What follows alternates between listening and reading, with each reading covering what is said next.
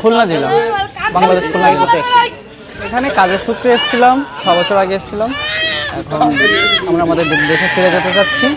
সরকারের কাছে আমাদের বিনীত নিবেদন আমাদের জন্য ভালোভাবে বাংলাদেশে পৌঁছে দেয়। আমি এখানে বিভিন্ন রকম কাজ করতাম, দিনমজুরের কাজ করতাম, মেকানিক্যাল কাজ করতাম, খাবারের দোকানে কাজ করতাম, বিভিন্ন রকম কাজই করতাম। ক বছর এসেছিলেন?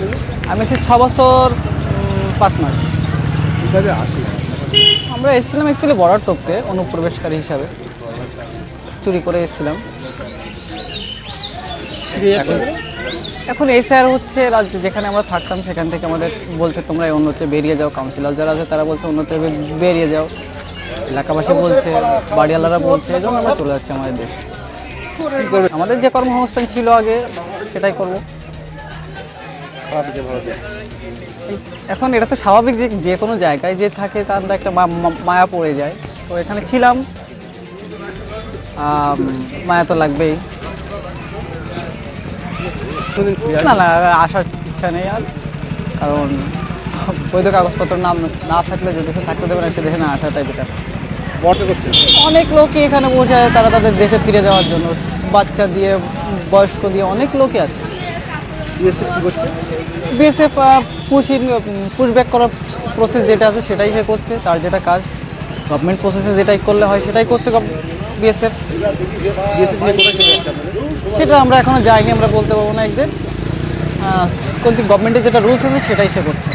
বাংলাদেশ পুশব্যাক করছে? হ্যাঁ। কী করছে? বাংলাদেশে পুশব্যাক করে দিচ্ছে।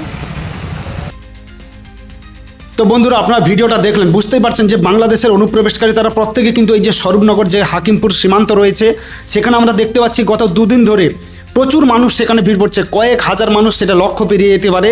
এবং সেখানে তারা সেখান থেকে কি করছে, বিএসএফ যে ক্যাম্প রয়েছে সেখানে যাচ্ছে, বিএসএফ ক্যাম্প থেকে তারা ফিরে যাচ্ছে বাংলাদেশে। অনেককেই আবার এখানে থাকতেও হচ্ছে, তার কারণ অনেককে ক্যাম্পে রাখা হচ্ছে, অনেকের কাছে নথি নেই, কেন কিভাবে এসছে ভারতে, কি প্রয়োজন।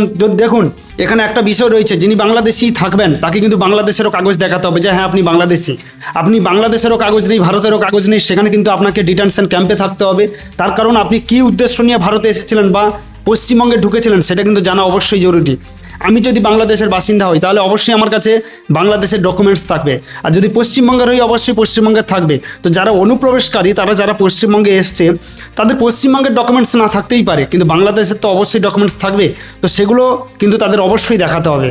তো সবাইকে অনুরোধ করবো যে ভিডিওগুলো আমরা দেখাচ্ছি আপনারা অবশ্যই লাইক কমেন্ট শেয়ার করুন এবং প্রত্যেককে দেখার সুযোগ করে দিন যে বাংলাদেশ থেকে সত্যি কী পরিমাণে এসে এই রাজ্যে বাংলাদেশে অনুপ্রবেশকারীরা ছিলেন এবং মমতা ব্যানার্জির ভোট ব্যাংক হয়ে তারা কাজ করেছিলেন। আমরা তো প্রত্যেকে আমরা যে শুধু ভিডিওতে দেখছি তা নয়, আমরা প্রথম থেকেই বুঝতে পারছিলাম যে এই রাজ্যে মমতা ব্যানার্জিকে যারা ভোট দিয়ে জিতিয়ে নিয়ে আসছেন তারা হচ্ছে এই বাংলাদেশি অনুপ্রবেশকারীরা। কেননা এদের কাছে একমাত্র বিশ্বস্ত হয়ে উঠেছিলেন মমতা বন্দ্যোপাধ্যায়, যিনি মানে কোনো নাগরিকত্ব ছাড়াই প্রত্যেকটি যারা অনুপ্রবেশকারী হতে পারে, সে মায়ানমার থেকে হতে পারে, রোহিঙ্গা হতে পারে, মানে মৃত ভোটার ভুয়ো ভোটার প্রত্যেকেই ভূ দেশেও ভোট দিয়ে চলে যাচ্ছে। বুঝতে পারছেন তো, এটাই হচ্ছে তৃণমূলের ক্যারিশমা। তো যাই হোক, ভিডিওগুলো দেখতে থাকুন আর অবশ্যই শেয়ার করবেন।